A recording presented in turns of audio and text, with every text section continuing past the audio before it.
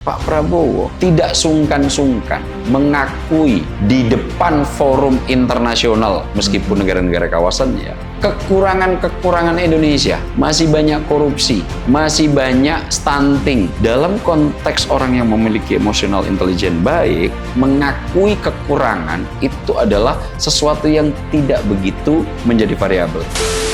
Yang paling berkesan saat awal-awal memang agak kelihatan lebih serius ya, tapi gue inget sih ketika Pak Prabowo udah mulai off dari teks langsung nyepul ultimatum para jenderal, mantan jenderal, mau TNI atau Polri Atau orang kaya, atau partai Gerindra sendiri nggak akan dilindungi.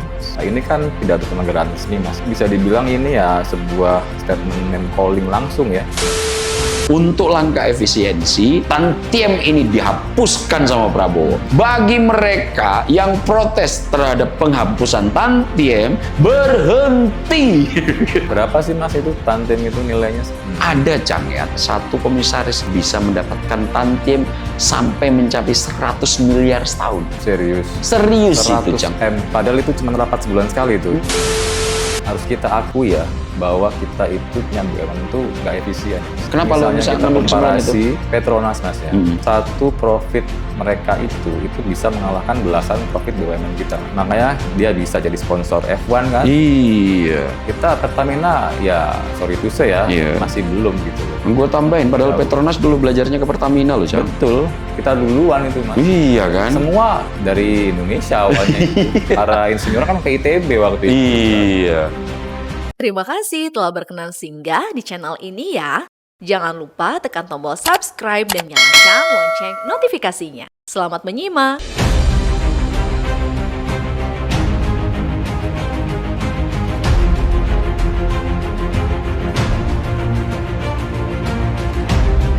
Saudara-saudara sekalian, harusnya BUMN itu menyumbang kepada kita minimal 50 miliar dolar. Kalau 50 miliar dolar, APBN kita tidak defisit. Karena itu, saya memberi tugas kepada Badan Pengelola Investasi dan Antara Indonesia untuk membereskan BUMN kita. Tadinya pengelolaannya secara tidak masuk akal. Perusahaan rugi, komisarisnya banyak banget. Saya potong setengah dan saya hilangkan tantiem. Saya pun tidak mengerti apa arti tantiem itu. Itu akal-akalan mereka saja. Dia memilih istilah asing supaya kita tidak mengerti apa itu tantiem. Saudara-saudara, masa ada komisaris yang rapat sebulan sekali, tantiemnya 40 miliar setahun. Saya juga telah perintahkan ke Danantara, direksi pun tidak perlu tantiem kalau rugi. Dan untungnya harus untung benar. Jangan untung akal-akalan. Dan kalau direksi itu, kalau komisaris itu keberatan, segera berhenti, saudara-saudara sekalian.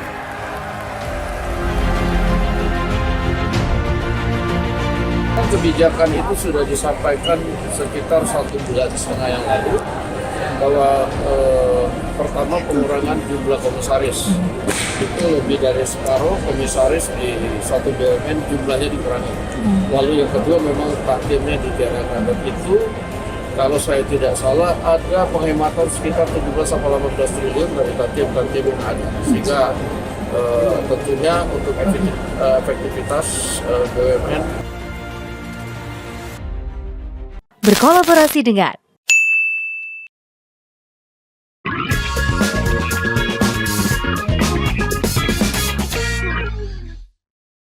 Assalamualaikum warahmatullahi wabarakatuh. Halo sahabat ngutik dan juga pemirsa Sinpo TV. Salam sehat, salam bahagia, salam ngutik. Kembali ayo kita ngulik politik. Oh yeah.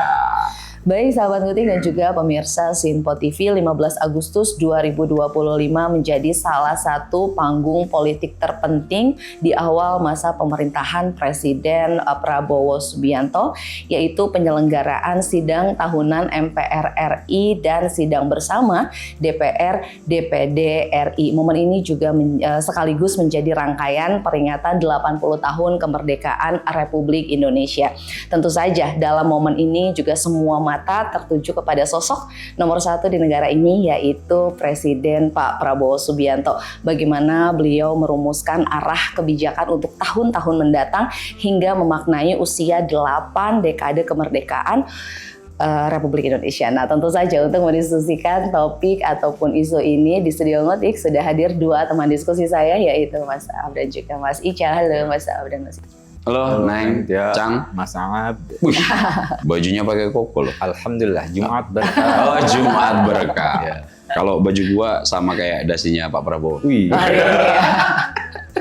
Oke, kebetulan sekali nih Mas, betul. Hari ini kita tapping itu kan kebetulannya saat tanggal 15 Agustus 2025 di mana baru saja diselenggarakannya sidang tahunan MPR RI dan juga sidang bersama DPR, DPD RI. Ini lagi ramai banget nih dibahas, apalagi ya itu ya pidatonya Pak Prabowo yang kalau kalau kita lihat pembawaannya casual, terus juga terlihat sekali bahwa memiliki emosional intelijen yang mapan begitu ya Mas ya. Tapi di balik sorotan mata begitu ke Pak Prabowo, tapi kan juga ini banyak nih yang bisa kita ulik sebetulnya ya di momen ini begitu. Apalagi juga kan ada pidato yang dari DPR, dari MPR juga, itu juga sepertinya bisa nih kita ulik ya Mas ya. Nah, tapi sebelumnya boleh nih Mas diulik sedikit aja. Saya pengen tahu juga nih secara singkat mengenai apa sih Mas sebetulnya sidang tahunan MPR RI dan juga sidang bersama DPR DPD RI. Monggo, Mas. Ya, sebetulnya sidang tahunan MPR nanti secara sekuen bisa dijelaskan lebih runut nanti sama Icang, tapi secara garis besar sidang tahunan MPR RI ini adalah momen yang diselenggarakan bentuknya semacam konvensi, Cang. Ini bukan sesuatu yang harus termaktub dalam Undang-Undang Dasar, bukan kewajiban. Ini lebih pada tradisi yang dilakukan ketika sehari menjelang hari ulang tahun kemerdekaan Republik Indonesia. Tradisi ini kalau nggak salah mulai dari Presiden Soekarno kalau nggak salah ya. Sudah mulai Mas, tapi bedanya kala itu di tanggal 17-nya Mas. Oh iya, pas hari-harinya ya. Setelah itu di era Soeharto, Pak Soeharto itu mulai tanggal 16 atau Amin 1. Mungkin kan banyak pemirsa yang sempat dulu ada nggak ya sebelum Pak Jokowi gitu kan? Seingat gue dan udah gue cek Mas, itu sempat nggak ada di era Pak SBY Mas. Oh iya. Jadi waktu tahun 2005 sampai 2013 ditiadakan. Saat itu kan habis amandemen, UUD kan MPR tidak lagi sebagai lembaga tertinggi negara.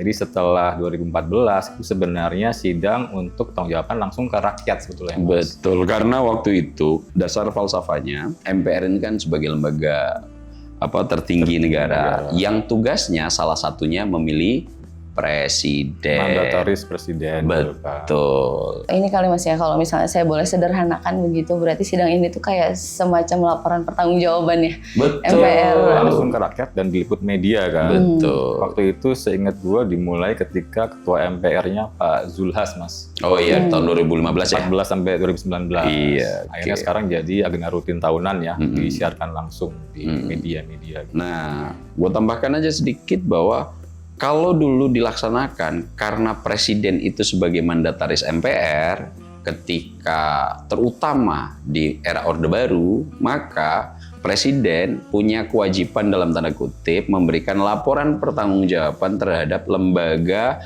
yang memberikan mandat, siapa? MPR. Makanya waktu era Orde Baru itu Pak Harto selalu memberikan laporan pertanggungjawaban pada saat sidang tahunan MPR. Nah, pasca kemudian pemilihan presiden dan MPR tidak lagi menjadi lembaga tertinggi di era Pak SBY ya, karena sudah tidak menjadi lembaga tertinggi, sidang tahunannya lo cek sudah nggak ada ya? Sudah nggak ada. Akan tetapi kemudian tradisi ini diulang kembali pada 2015 ya, 2014-2015 waktu itu ketua MPR-nya adalah Pak Zulhas. Nah, inti falsafahnya kalau dulu pertanggungjawaban yang dilakukan oleh presiden ke Majelis Permusyawaratan Rakyat, saat ini ada minimal 8 lembaga yang kemudian secara tradisi sebagai lembaga-lembaga yang menempatkan rakyat sebagai pemilik kedaulatan tertinggi memberikan minimal report dalam setahun terakhir dia melakukan apa. 8 lembaga itu adalah DPR RI, kemudian DPD RI, kemudian MPR RI, kemudian ada BPK, Badan Pemeriksa Keuangan, Mahkamah Agung, Mahkamah Konstitusi, kemudian Komisi Yudisial, dan juga eksekutif yaitu Presiden Republik Indonesia. Untuk yang 3 lembaga secara tradisi memberikan langsung pidato diwakili oleh ketuanya. Majelis Permusyawaratan Rakyat tadi disampaikan oleh Pak Ahmad Muzani sebagai Ketua MPR. Kemudian di DPR tadi disampaikan oleh Mbak Puan Maharani.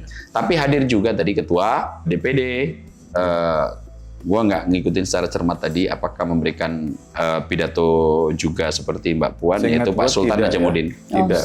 Ingat Mas Icang enggak? Ke Ketua DPD ya. Nah, di 3 lembaga ini kemudian juga ditambahkan pidato kenegaraan dari Presiden Prabowo Subianto. Kalau kalimat lo ini adalah pidato kenegaraan pertama kali yang dilakukan oleh beliau. Yang pertama adalah pidato saat sidang tahunan Majelis Permusyawaratan Rakyat. Isinya adalah pertanggungjawaban dalam tanda kutip atau uraian capaian apa yang telah dilakukan selama setahun, dan di momen ini mengundang perwakilan dari negara sahabat. Tadi kalau nggak salah ada dari perwakilan Singapura, Timor Leste, Brunei Darussalam, Malaysia ya, sebagai negara yang kemudian diundang untuk mengikuti konvensi rutin yang kita lakukan sehari menjelang kemerdekaan. Akan tetapi untuk kali ini berhubung besok hari Sabtu, betul, H-1-nya kan. H-1-nya dipercepat menjadi tanggal 15. Itulah sedikit kronologis dan falsafah kenapa kemudian Majelis Permusyawaratan Rakyat mengadakan sidang tahunan yang biasanya dihelat sehari sebelum hari ulang tahun kemerdekaan. Oke, Mas, yang tahun ini dong Mas, ulikannya nih mengenai sidang tahunan MPR RI dan juga sidang bersama DPR DPD RI ini, Mas Alf sama Mas Icang punya ulikan khusus apa nih mengenai momen-momen di sidang tahun ini? Coba aja, kasih yang trivial aja dulu Jam. Ya, impresi pertama saya adalah satu, presidennya nggak pakai baju adat. Iya, betul. Itu juga tuh yang Biasanya jadi kan banyak, rutin ya. betul, itu yang jadi Tiap banyak tahun. sorotan banget nih loh. Kok Presiden Pak Prabowo nggak pakai baju adat? Itu indikasinya kenapa tuh Mas Saya sih kira-kira? simpel aja, Pak Prabowo nggak mau ribet aja. Itu kan lama ya, ngeriset ukur bajunya. Kalau pakai baju adat mana? Dengan yang ada di lemari aja. Gitu. Wah, gitu kan. Udah kayak lo banget Jam ya. Lebih simpel, apa adanya, otentik. Gue yakin Mas, kalau Pak Prabowo itu baju adat agak maksa kayaknya. Mendingan jadi diri sendiri aja. Oke. Satu itu. Yang kedua, gue langsung merhatiin Mas, siapa yang datang nih. Oh iya. Ternyata Ulikan lo siapa aja tuh? Pak SBY hadir, Pak Jokowi hadir, Bu Mega tidak. Tapi Pak Wapres agak lengkap Mas ya tadi ya. Lengkap sekali. Agak lengkap, yang masih hidup, yang gitu masih kan. membersamai kita, hadir semua. Kecuali tadi ada istrinya almarhum Gus Dur ya, Bu Sinta dan Bu Soraya Has ya. Betul. Tapi selebihnya sih, gua sangat tergelitik waktu Mbak Puan ya, di ujung pidatonya itu mengatakan Ketua Umum PDIP diwakili oleh saya. Iya, yang terhormat itu jangan. Terhormat juga itu. Iya, tapi gue potong sebentar. Momen yang sama itu juga terjadi di Presiden Prabowo Subianto ketika mengatakan yang terhormat. Kalau Mbak Puan yang terhormat, Ketua Umum PDI Perjuangan Bu Megawati Soekarno Putri yang diwakili oleh saya. Pak Prabowo juga sama, yang terhormat Ketua Umum Partai Gerindra. Saya sendiri. Nah itu tuh yang hal-hal trivial yang mungkin agak menarik ya. Dibahas bahwa Pak Prabowo pembawaannya itu memang sih agak serius sedikit di awal-awal. Ya kan gue ngecek Mas ya antara pidatonya dengan teksnya. Tapi agak ke tengah dikit udah mulai improve tuh Mas. Ya kan? Udah mulai improve. Tapi ya sebelum ke sana kita sempat ini ya tadi nyebut ada pidato dari Mbak Puan. Sebelumnya ada Pak Muzani ya. Iya, Betul, Ketua MPR juga MPR. Kalau memberikan Pak pidato. Muzani Mas, terus terang gue nggak ada yang nyangkut. Kenapa? Karena menurut gue agak normatif. Oke. Paling pantunnya doang itu ya. Oh iya ya, Seperti yang Pak Prabowo ya. kinerja Presiden Prabowo Iya. Subianto ya. Tapi overall gue nggak terlalu inget ya apa yang menonjol, lebih ke membahas program unggulan Iya. ya. Iya. Kalau Mbak Puan itu ada 2 poin. Apa tuh? Yang tadi itu yang udah gue sebut ya, diwakili oleh saya sendiri. Ya. Yang kedua yang menarik adalah tentang mengingatkan ya mungkin ke pemerintah bahwa akhir-akhir ini memang di ruang publik ada keresahan masyarakat di ruang digital terutama ya. Iya. Yang itu sempat kesebutlah dengan Konoha, Iya. Indonesia gelap, Iya. kabur aja dulu, dan bendera One Piece.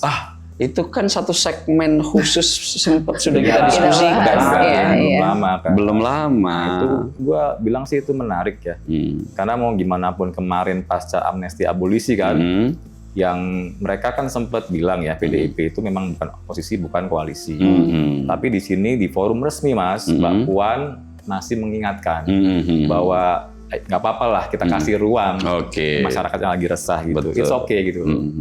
Terus kalau Mas Ahab ada apa Mas catatan lain soal Mbak Puan Mas? Nah, Mbak Puan ini memang sempat melakukan penyampaian tentang situasi kritik, keresahan yang barusan lo kemukakan. Tapi yang menarik juga, Jang, Mbak Puan mengambil analogi yang itu secara insinuatif gue pikir sedang menyenggol hubungan atau relasi kurang begitu harmonis di antara presiden-presiden yang ada. Oh, cinta segitiga. Betul.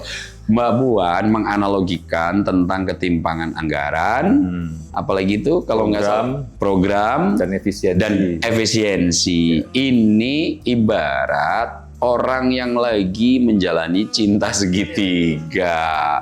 Kadang-kadang komplikasi dan tingkat kerumitannya cukup pelik, akan tetapi Mbak Puan juga masih tetap optimis. Ya. Cuma ketika Mbak Puan menyampaikan itu, gue melihat menunggu respon dari audiens gitu. Apakah ini respon yang secara insinuatif ditujukan oleh kepada ibunda beliau, kepada Pak Jokowi, kepada Pak Prabowo, atau kepada Pak Susilo Bambang Yudhoyono. Ini kan kalau kita lihat, ini ada cinta segitiga gitu, Cak.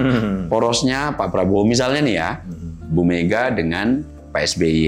Ini kan juga sama ini, yang menjembatani cinta segitiganya. Ini ke Bu Mega atau ke Pak SBY. Sama ini Bu Mega dengan Pak Jokowi. Ini ke Bu Mega atau ke cintanya segitiga. Iya. Tapi bagi Mbak Puan, kerumitan cinta segitiga bukan berarti tanpa solusi. Iya betul. Nah, gue menengarai dan menafsirkan secara pribadi subjektivitas gue, Cang, bahwa ketidakhadiran Bu Mega kalau mengambil logika alur yang dipakai Mbak Puan, oh ini akibat cinta segitiga nih. Nah, ada pesan, jangan kemudian menyerah ya, tetap aja loh, nanti ada jalan keluarnya ketika Bu Mega nggak hadir. Nah, mudah-mudahan ini pesan yang ingin disampaikan oleh Mbak Puan agar nanti di peringatan hari Minggu besok, 17 Agustus, 3-4 presiden yang membersamai kita mudah-mudahan barangkali berkenan hadir sehingga komplikasi dan kerumitan model cinta segitiga ini bisa teratasi. Tapi ini tafsiran liar gua aja. Tadi kan kalau nggak salah sempat nyebut ya, nggak harus berakhir dengan patah hati. Nah, kan Ada kepedihan, tapi kita bisa cari solusi. Nah, itu sepertinya disampaikan kepada Pak Prabowo ini. Kenapa Pak Prabowo ini mungkin ibunda sekarang masih belum bisa berkenan hadir. Jangan patah hati Pak Prabowo. Jangan lelah-lelah kemudian untuk menjalin dan merajut ini secara terus-menerus. Mungkin itu kali. Suara hati seorang putri ya. Oke, siap. Kalau begitu kita sudah harus jeda terlebih dahulu. Tapi sebelum itu mungkin ada lagi nih Mas, kita akan mengulik di segmen selanjutnya mengenai tadi ya, isi pidatonya Pak Prabowo, terus gayanya Pak Prabowo juga berpidato. Kalau misalnya saya boleh menambahkan gitu ya, saya melihatnya saat sedang Pak Prabowo berpidato begitu ya, apa sih Pak Prabowo ini tuh dalam merawat Indonesia tuh udah nggak kayak bapak ke anak gitu loh Mas. Kelihatannya tuh malah kayak kakek ke cucunya gitu. Kayak mbah-mbah Bowo. Iya, jadi kayak kalau kebayangkan kalau misal bapak ke anak tuh masih ada kayak marah-marahnya gitu. Tapi kalau misal kakek ke cucu kan kayak ya udah deh diemong aja gitu ya. Rasanya sih saya ngeliatnya kayak gitu Mas. Nah, nanti boleh ya mungkin ditambahkan ulikannya di segmen selanjutnya ya pemirsa Sinpo TV dan juga sahabat Ngulik sekalian. Jangan kemana-mana karena sesaat lagi kita akan kembali. Pastikan tetap di Ngulik Politik.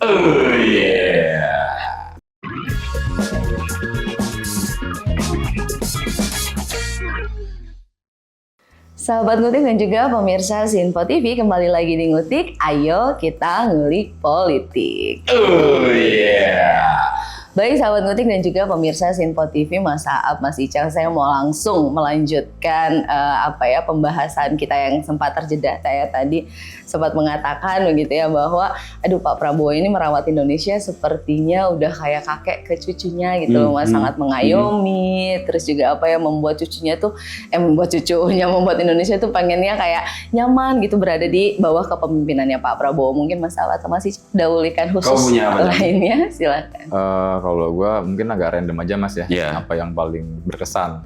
Satu ya tentang gaya casualnya pastinya. Yang kedua karena gue nyocokin pidatonya juga ya sempet ya. Awal-awal memang agak kelihatan lebih serius ya dibandingkan dengan pembawaan yang sudah. Tapi gue inget sih ketika dia udah mulai ultimatum ke para jenderal, mantan jenderal, mau TNI atau Polri atau orang kaya, atau partai Gerindra sendiri nggak akan dilindungi Mas. Yang paling gue ingat karena ini kan pidato kenegaraan resmi Mas ya. Bisa dibilang ini ya sebuah statement name calling langsung ya. Bahkan sempat menyebut eselon juga. Kita kan tahu Mas ya, itu kan jantungnya birokrasi Mas. Betul. Mereka ini bisa jadi puluhan tahun kementerian lembaga, kita bisa ganti-ganti rezim, presiden, tetap di situ. Jadi itu diadres langsung secara khusus sama Pak Prabowo, dan itu menurut gua sebuah pengakuan ya Mas ya, acknowledgement gitu ya, bahwa ketika seseorang atau kelompok kalau hendak ingin memperbaiki sebuah kelompoknya, yang pertama harus mengakui dulu Mas bahwa ada masalah di situ. Betul. Karena kalau kita itu belum apa-apa sudah denial atau menyangkal, sulit Mas.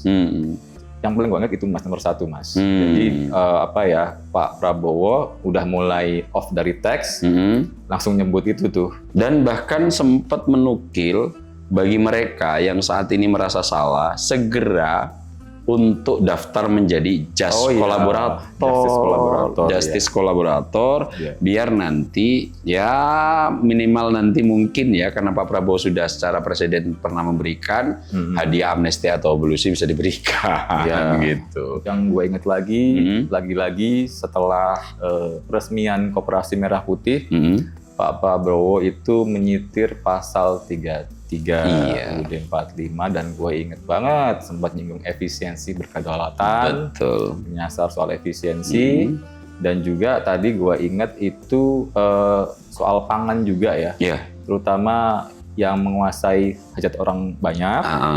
Itu di situ gue langsung berkesimpulan Pak Prabowo di pidato tahunan ini mencanangkan regulasi baru, penggilingan gabah ya. Nanti yang besar-besar itu harus punya izin khusus dari negara atau melalui BUMN atau BUMD. Itu telak sih Mas menurut gua Mas. Karena kita kan tahu kemarin sempat ada problem di situ ya dengan beras oplosan segala macam kan. Kalau seandainya melanjutkan apa yang lo kemukakan Jang, bahwa Pak Prabowo melalui pidato itu memang campuran ya.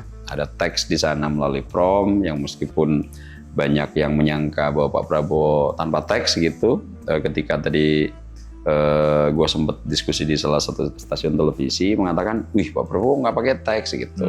Kemudian gue klarifikasi itu pakai teks. Nah dalam pidato itu memang dari teks kan sudah beredar banyak ya. Gue sempat mendapatkan teks asli yang dirilis oleh Setnek. Kemudian juga kalau kita komparasikan memang banyak yang tidak sesuai dengan teks, banyak improvisasi, disampaikan dengan casual, otentik, dan dua hal tadi yang lo kemukakan salah satunya adalah Pak Prabowo ingin betul memperbaiki sektor pangan, ya, dan bahkan Pak Prabowo sempat pamer dalam tanda kutip loh tadi bahwa dalam sejarah Indonesia 20 tahun terakhir gudang-gudang kita terisi penuh dengan bahan cadangan makanan sampai mencapai 4,2 juta ton baru kali ini. Jika kemarin-kemarin kita sempat melakukan impor, di saat sekarang kita sudah siap untuk melakukan ekspor. Itu kalimat Pak Prabowo. Namun secara keseluruhan, Cang, sebelum gua masuk ke substansi, gua cukup tertarik tadi dengan apa yang lo kemukakan, Neng, tentang gaya pidato Pak Prabowo. Secara retorika memang nggak ada duanya lah Pak Prabowo ini dibandingkan presiden-presiden sebelumnya. Oke, Pak SBY dalam melakukan retorika pidato, oke, tapi selalu textbook dan gitu. tertib, tertata, memang sudah seolah-olah dilatih dengan begitu seksama. Kalau Pak Prabowo lebih casual, Cang, kalau gue pinjam istilah lo, teksnya ada, cuma di saat-saat tertentu ada improvisasi yang kemudian penekanannya tidak ada dalam teks tuh. Misalnya Pak Prabowo tadi dalam contoh yang lo kemukakan itu sedang melakukan pembangunan ekonomi, bahwa saat ini dalam konteks rakanomik nukil kalimat yang sudah disinggung oleh Ketua DPR Mbak Puan Maharani yang menyebut bahwa konsep praktik ekonomi dalam konteks yang sudah tidak rasional ini disebut Pak Prabowo sebagai serakanomik. Di situ Pak Prabowo kemudian menekankan kembali para jenderal baik dari TNI, dari Polri ditekankan betul, bahkan ketika dari Partai Gerindra sendiri itu Pak Prabowo tidak akan pernah melindungi. Nah, kembali ke lo tadi itu, Pak Prabowo secara retorika seperti kalau Neng Tia tadi merasakan kayak seorang kakek terhadap cucunya. Agak cukup berbeda perlakuan ayah terhadap anak atau ibu dengan anak dibandingkan kakek nenek terhadap cucu. Ternyata pidato Pak Prabowo yang genuine, otentik yang semacam ini itu mungkin sosok-sosok kayak Neng Tia ini tidak sendirian. Banyak yang merasakan hal yang sama. Bahkan poin penting tadi yang sempat gue catat dari momen pidato Prabowo, ada standing applause dari semua anggota MPR untuk memberikan apresiasi terhadap seolah-olah apa yang dikemukakan Prabowo itulah yang saat ini betul-betul sedang beliau perjuangkan. Tapi di luar itu ya, kalau gue secara umum sebelum ke substansi pidato Pak Prabowo dalam pidato ini gue lihat memang selain retorikanya sangat memadai, disampaikan dengan casual, ada improvisasi penekanan untuk keterangan-keterangan tertentu yang perlu ditambahkan oleh Prabowo Subianto, yang mungkin itu secara sekilas ingat pada saat pidato. Yang berikutnya, ternyata gue bisa mengambil sedikit kesimpulan Prabowo Subianto ini sosok yang memiliki emotional intelligence yang cukup kuat, Cang. Dari mana gue bisa mengambil kesimpulan itu? Seenggaknya ada 3 indikator. Kenapa gue sebut Prabowo memiliki emotional intelligence yang di atas rata-rata. Nomor 1, mungkin tadi lo ngikutin, ketika mengawali pidato, Pak Prabowo tidak menihilkan satupun jasa dari presiden-presiden terdahulu. 1, Presiden Soekarno, legasinya disebut sebagai founding father dan berhasil mempertahankan keutuhan wilayah Republik Indonesia. Presiden Soekarno juga berhasil mengintegrasikan Irian Barat ke dalam NKRI. Kemudian Presiden Soeharto telah melaksanakan pembangunan ekonomi yang merata dari Sabang sampai Merauke, berhasil mewujudkan swasembada pangan, melakukan dasar-dasar industrialisasi ekonomi, dan menurunkan kemiskinan yang ekstrim.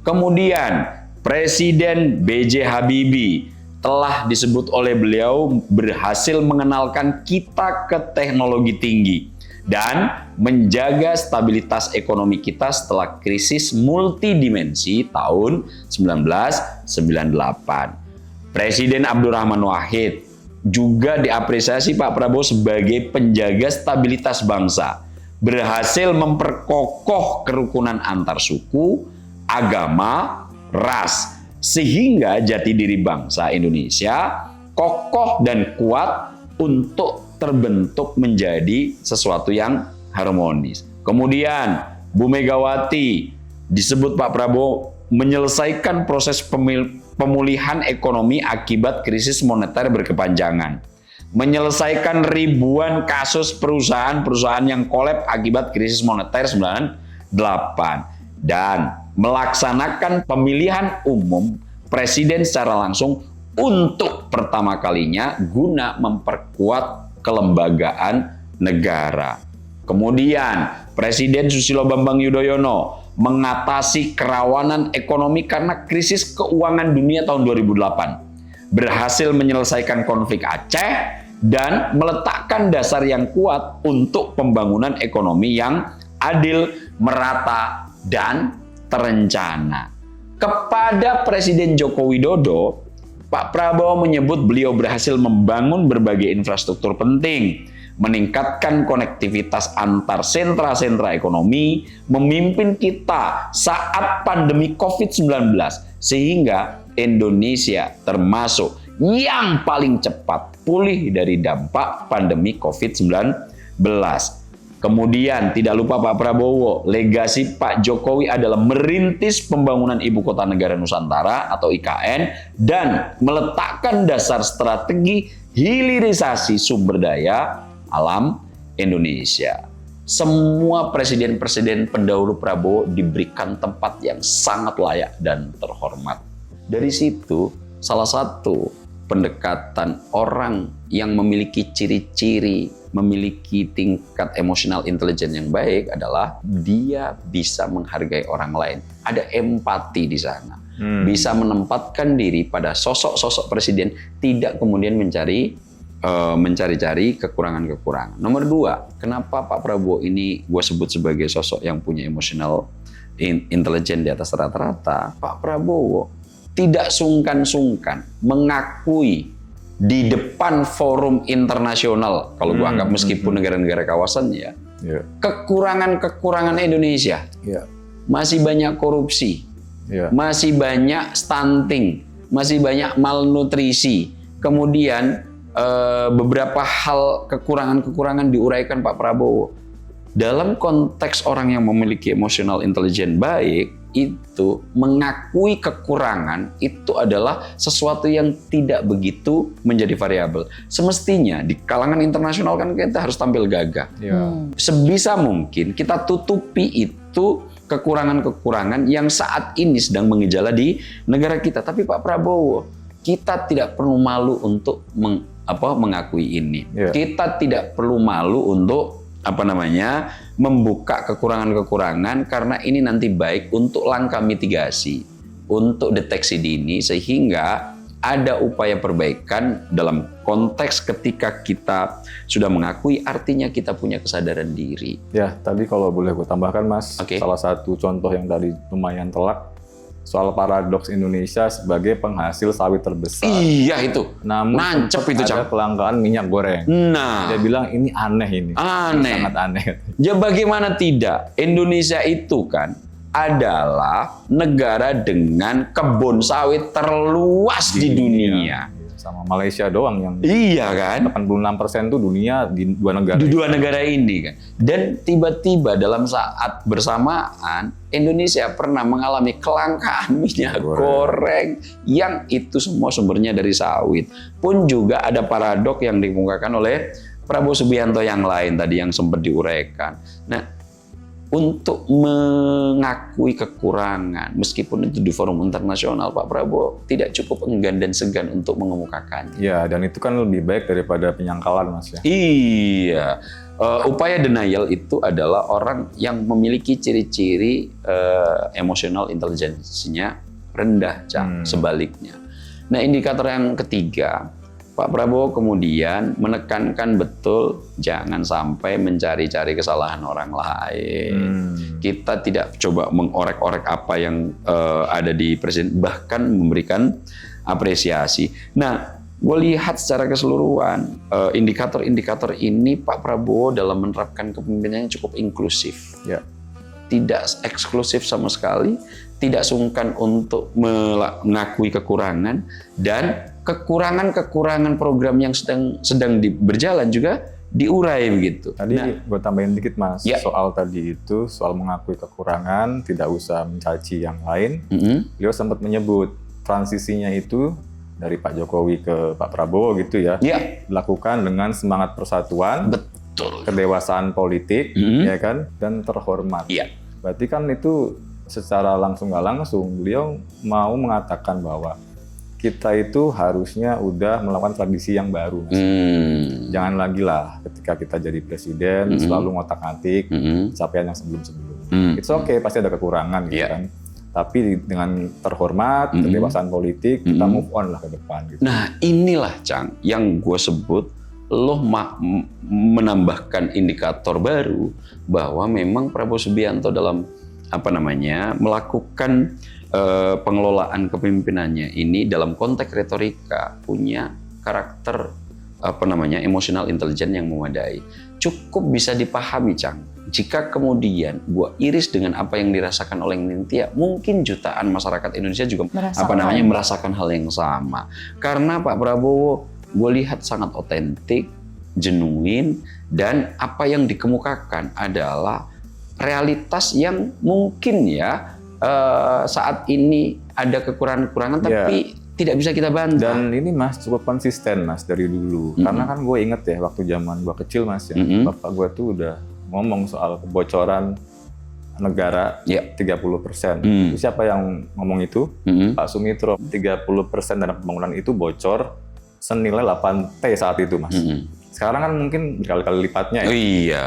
Dan itu kan udah jadi kayak trademark Prabowo juga waktu kampanye dulu-dulu itu Mas. Betul. Bocor itu. Betul. Itu nggak disangkal sama Pak Prabowo. Saya jadi orang Indonesia udah lama katanya. Kan? Iya, jadi paham betul ya. Paham, gitu. Bahkan orang tua beliau yang mungkin ya pengalaman itu dititiskan ke Pak Prabowo saat ini menjadi backbone kebijakan utama Prabowo Subianto loh.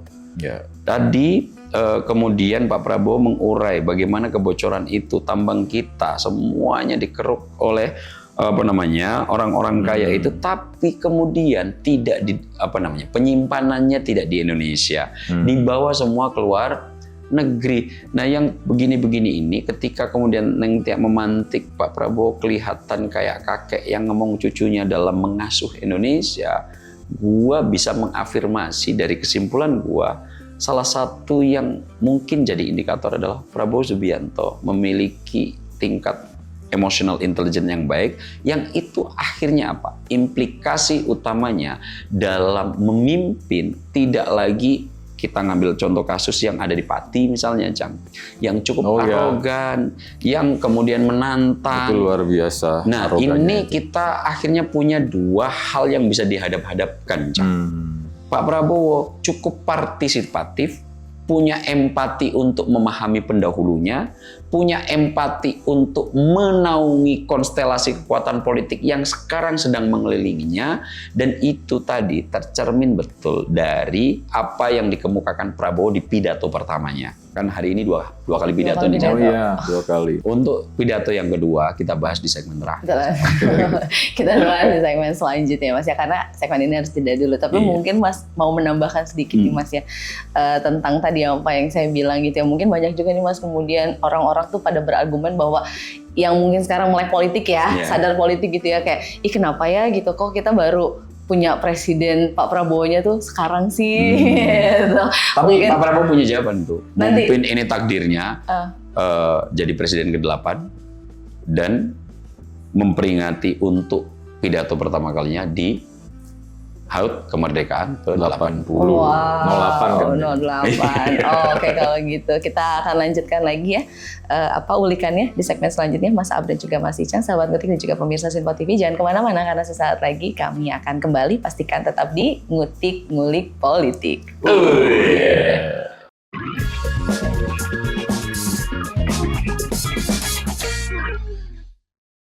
Sahabat Ngutik dan juga pemirsa Sinpo TV, kembali lagi di Ngutik. Ayo kita ngulik politik.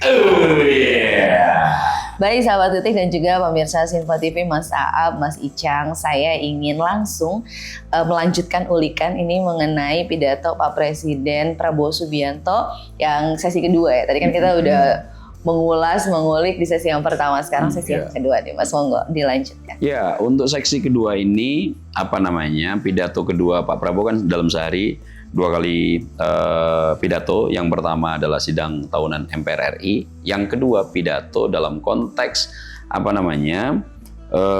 sidang bersama DPD dan DPR eksekutif untuk mendiskusikan nota keuangan atau postur APBN di 2026. Tapi sebelum gue bahas tentang itu, ada kejadian menarik eksternal di luar pidato internal yang di jalanan sidang. Kalau kau tadi kan merasakan pidato Pak Prabowo seperti mbah yang ngomong cucunya. Apakah perasaan-perasaan ini sama dengan di sektor-sektor eksternal? Lu punya apa, Jang? Nah, ternyata nggak cuma Lengtia, Mas. Apa? Ini juga ada respon dari pasar, Mas. Apa Yaitu responnya? tadi pas setengah 11 ketika IHSG itu mencapai rekor sepanjang masanya di 8.000 poin, Mas. Apa ini yang memecahkan rekor? Poin tertinggi sepanjang masa Di IHSG. indeks harga saham gabungan. Wow. Di titik 8.000. Oke. Itu rekor sepanjang masa. Meskipun ketika habis sholat Jumat itu sempat turun sedikit lagi ya. Tapi sebagai orang yang pernah mengamati saham, ini emang paling Kan lo tinggi, juga Mas. pernah main saham, Jang? Sebelum amblas pernah.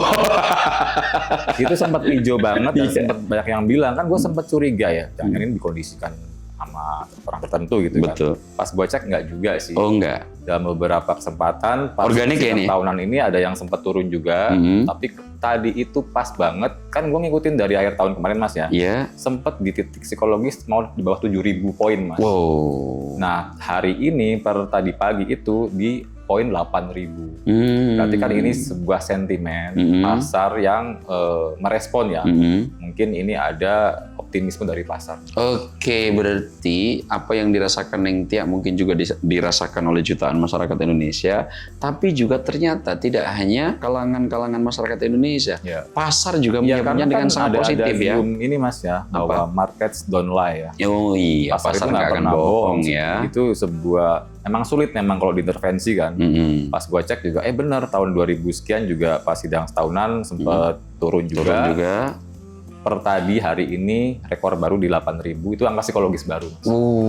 Jadi ini yang tertinggi, Jang ya? Panjang masa ya, 8.000 itu. Berarti memang apa yang dirasakan lo, Neng, juga terrepresentasi dalam respon Market. pasar lah. Iya. Dan market don't lie ini mungkin mudah-mudahan sih ya optimisme menjadi harapan baru ketika mendengarkan komitmen dan upaya Prabowo untuk memperbaiki pengelolaan Indonesia ke depan agak cukup terafirmasi baik dari masyarakat lo sebagai representasinya atau pasar sebagai stakeholder yang tidak bisa bohong. Iya.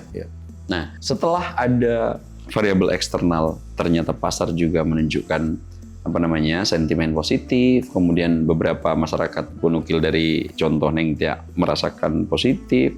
Memang, Cang ya, di pidato kedua Pak Prabowo tadi lebih agak tidak seformal di pidato pertama. Lebih freestyle ya. Lebih freestyle, Cang.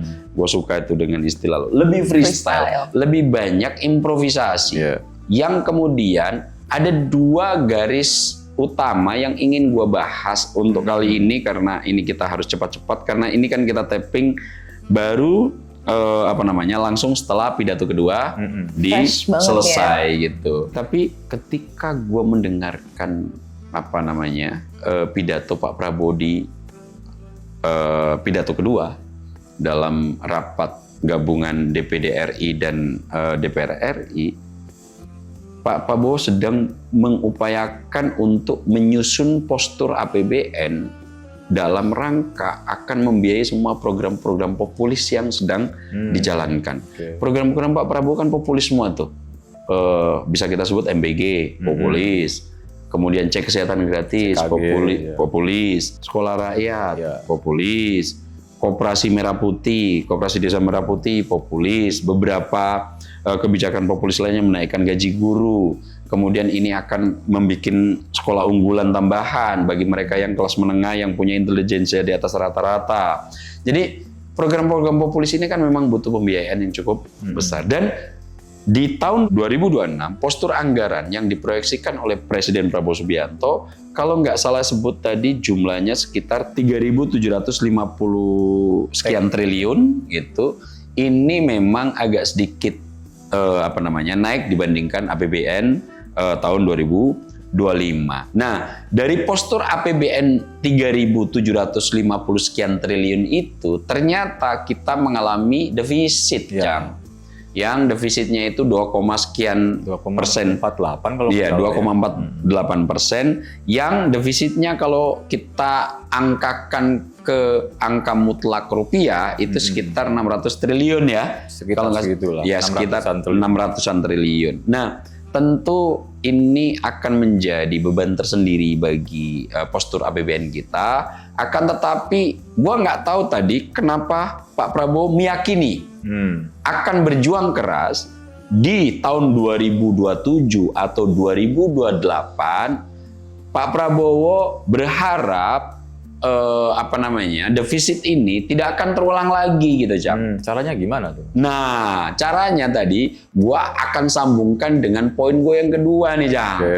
Pak Prabowo melakukan efisiensi, dan efisiensi ini telah dilakukan, lo tadi udah menyebut tuh, bahkan sempat menyebut eselon.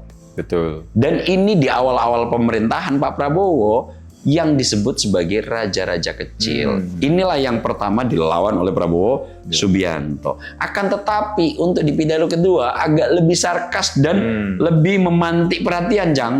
Karena menyebut efisiensi salah satunya dilakukan melalui badan usaha milik BUMN negara. Saat ini Pak Prabowo telah punya rencana besar untuk menggabungkan semua holding-holding besar BUMN dalam wadah Danantara, di mana asetnya itu kalau dihitung secara total, meskipun mungkin Pak Prabowo tadi salah sebut kali ya, Bahas di nominalnya ya. Bahas di nominalnya, asetnya itu mendekati 1.000 miliar US dollar atau 1 triliun US dollar. Berarti 16.000 triliun rupiah. Iya, 16.000 triliun rupiah. Nah, dari sini Pak Prabowo berharap defisit ini akan berhasil diatasi jika misalnya BUMN ini berhasil menyumbangkan ke APBN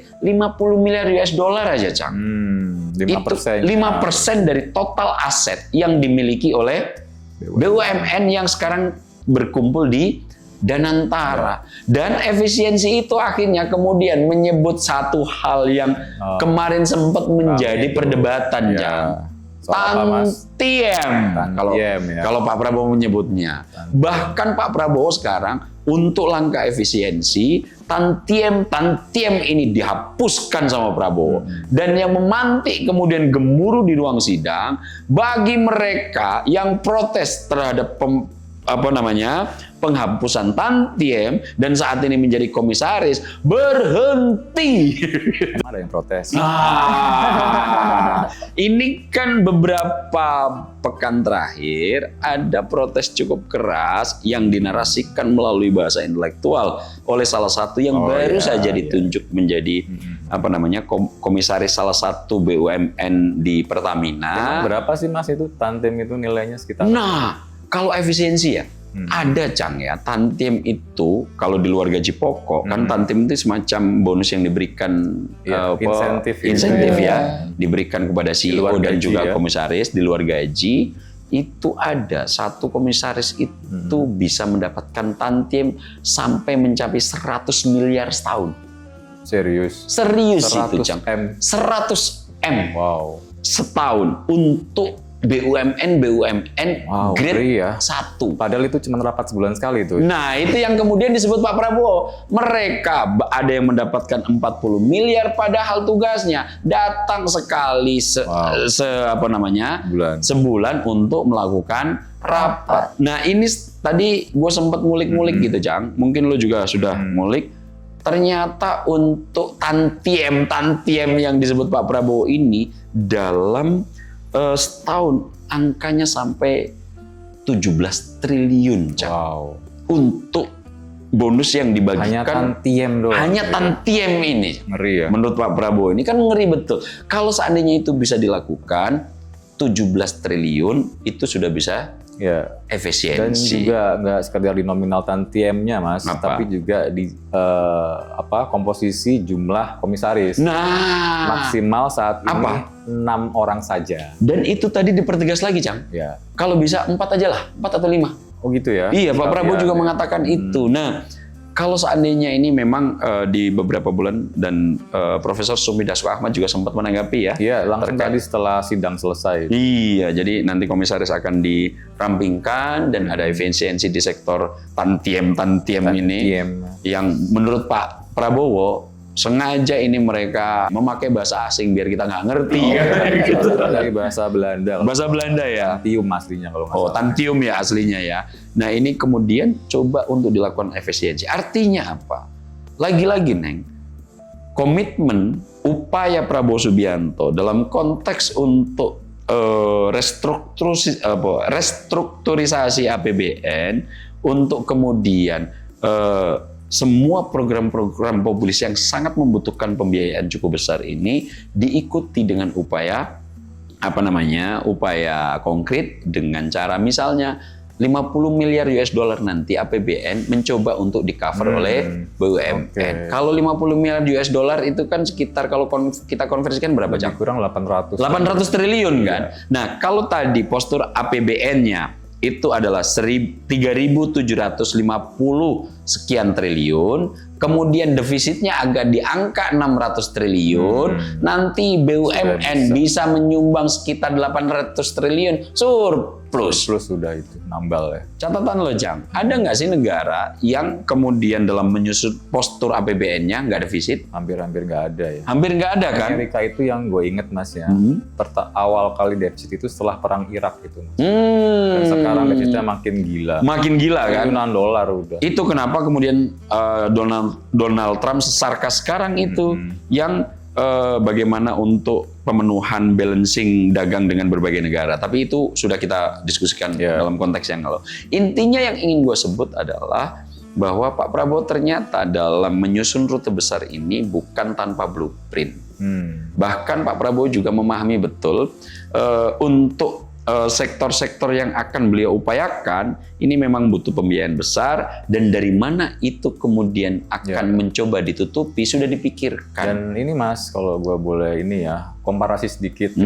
Harus kita akui ya bahwa kita itu punya BUMN itu nggak efisien, Mas. Nah, kenapa lo Misalnya bisa kita ngambil kesimpulan itu? komparasi Petronas, Mas ya. Gue lupa angkanya, terus terang bisa dicek langsung. Satu profit mereka itu bisa mengalahkan belasan profit BUMN kita, Mas. Wow. Makanya dia bisa jadi sponsor F1 kan. Iya. Kita Pertamina ya sorry to say ya, masih belum gitu loh. Gue tambahin, padahal Petronas dulu belajarnya ke Pertamina loh, Cang. Betul, kita duluan itu, Mas. Iya kan? Semua dari Indonesia awalnya itu. Para insinyur kan ke ITB waktu itu. Iya. Melihat dua hal ini, postur APBN kita yang masih defisit hingga 600 sekian triliun, kemudian Pak Prabowo sudah punya langkah, sekarang aset di BUMN yang terkumpul di Danantara hampir 1.000 triliun, 1.000 miliar US dollar atau 1 triliun US dollar, yang ini jika 5% aja disumbangkan untuk pemenuhan APBN, sudah tidak defisit lagi. Nah, situasi-situasi ini akhirnya lagi-lagi, Neng, gue cukup memahami jika pidato yang dikemukakan oleh Prabowo Subianto 2 kali pidato ini menghasilkan persepsi seperti yang lo rasakan. Ternyata lo nggak sendirian, pasar pun merasakan. Nah, tinggal apa yang dikemukakan Mbak Puan harus kita recall ulang, Cang. Bahwa tetap harus kita ingatkan, tidak boleh kemudian ini berjalan leading sendirian, meskipun Pak Prabowo juga kritik penting, Tapi ada kalimat tuh, Pak Prabowo juga, tapi nyesek juga kalau dikritik. Ya. Nah, kalimat lo terakhir apa, Jang?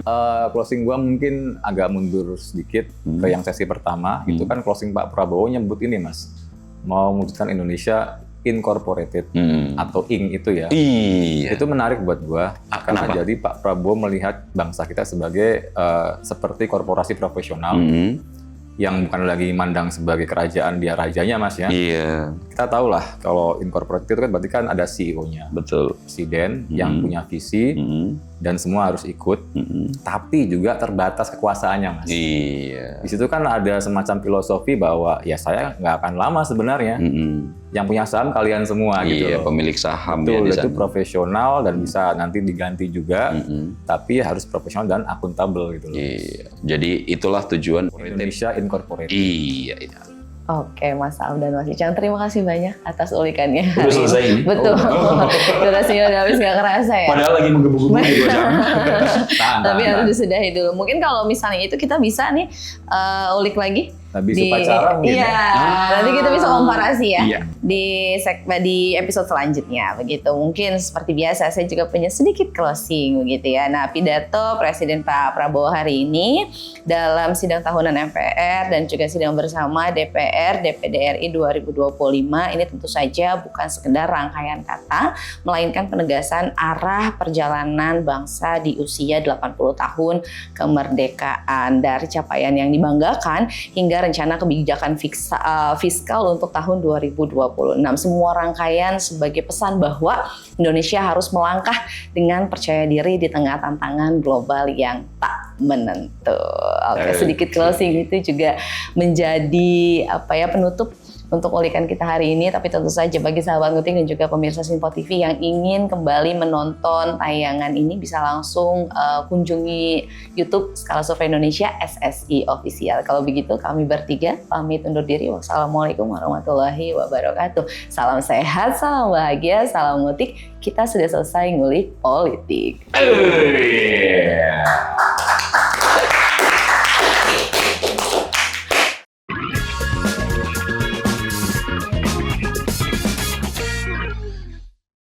Terima kasih sudah menonton video ini sampai akhir ya. Agar tidak tertinggal video-video kami selanjutnya, yuk jangan lupa tekan tombol subscribe dan nyalakan lonceng notifikasinya. Dan untuk berdiskusi, silahkan tulis pendapatmu di kolom komentar ya.